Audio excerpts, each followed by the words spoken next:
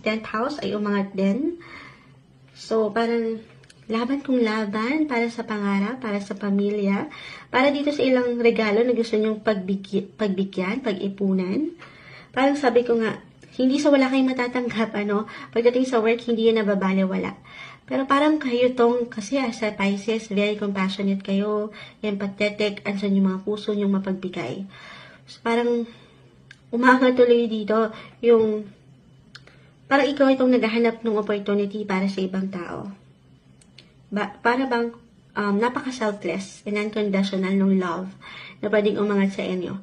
Ito yung ipamamalas nyo, ipapakita nyo para sa iba. Mas umangat yung opportunity, yung chance na pwede mo ibigay sa iba bago ang sarili. Okay? Na napakaganda. Pero ano pa't hindi yan nababali, wala Pisces. Okay?